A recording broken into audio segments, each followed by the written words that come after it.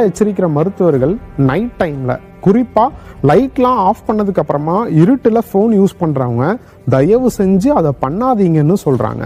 அதுக்காக அவங்க சொல்ற ரீசன் அதிர்ச்சியை ஏற்படுத்துது.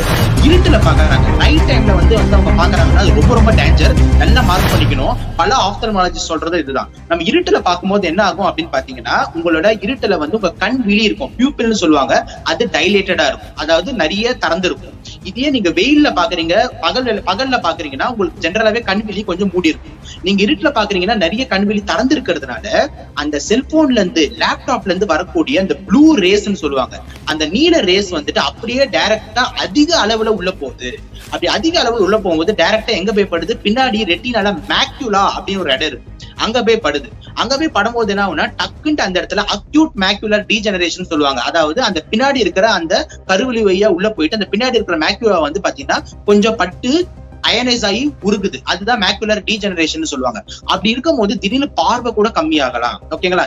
லாங் டேர்ம்ல பயங்கர ப்ரூவன் எஃபெக்ட், அக்யூட்டா கூட ரிப்போர்ட் ஆயிருக்கு. சோ இது வந்து லைட் மூலியமா நடக்கிற மெயின் இம்பார்ட்டன்ட் அக்யூட் இம்பாக்டா ஃபர்ஸ்ட் பார்க்கணும். தற்போதைய கொரோனா காலகட்டத்தில் மொபைல் யூசேஜ் என்பது அதிகமாகி இருப்பதால் அதை கட்டுப்படுத்த அறிவுறுத்தும் மருத்துவர்கள் அதிக நேர மொபைல் பயன்பாடு கண்களில் தொடங்கி காது, தோல், மூளை, இதயம் வரை பாதிப்பை ஏற்படுத்தும் என்கிறார்கள்.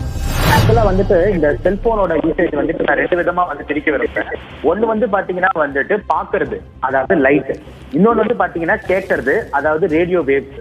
சோ இந்த ரெண்டு விதமா வந்துட்டு நம்ம வந்து பிரிக்க விரும்புறோம். இப்ப வந்து பாத்தீங்கன்னா நீங்க கேட்ட மாதிரி அக்யூட்டா என்ன நடக்கும் அப்படின்னு பாத்தீங்கன்னா லைட் ரிலேட்டடா என்ன நடக்கும் அப்படின்னா, ஒருத்தர் பாத்துக்கிட்டே இருக்காங்கன்னா போனை வந்துட்டு அவங்க வந்து இந்த கண் வந்து மூடுவாங்க தெரியுங்களா, பிளிங்கிங்னு சொல்லுவாங்க. அந்த பிளிங்கிங் வந்து கம்மியாகும். அப்படி பிளிங்கிங் கம்மியாகும் போது பாத்தீங்கன்னா அவங்க கண்ணு வந்து பாத்தீங்கன்னா ட்ரை ஆகும். அதுதான் ட்ரை ஐஸ்ன்னு சொல்லுவாங்க. சோ அவங்க கண்ணு வந்து ட்ரை ஆச்சு அப்படின்னா வந்து என்ன பண்ணுவாங்கன்னா கண்ணை வந்து போட்டு கசக்குவாங்க. அப்படி கசக்கும் போது என்ன ஆகும்னா கையில இருக்கிற இன்ஃபெக்ஷன் கண்ணுக்கு போயிட்டு கன்ஜெக்டிவைட்டிஸ் வரும், கண் கட்டின்னு சொல்லுவாங்க, ஸ்டைன்னு சொல்லுவோம் இங்கிலீஷ்ல. அதோட சான்சஸ் அதிகம்.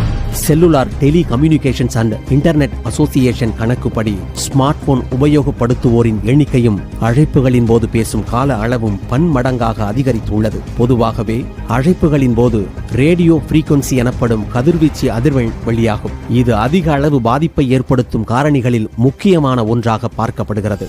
ஒரு நிமிஷத்துக்கு 220 ரேடியேஷன்ஸ், மைக்ரோ ரேடியேஷன்ஸ் வந்து வருது. அப்படி வரும்போது என்ன ஆகுதுன்னா நிறைய கேசஸ் எப்படி ரிப்போர்ட் ஆகுதுன்னா திடீர்னு வலிப்பு, சீஷர்ஸ்னு சொல்லுவாங்க, காக்கா வலிப்புன்னு சொல்லுவாங்க, திடீர்னு வலிப்புகள் வர்றதுக்கு சான்ஸ் இருக்கு.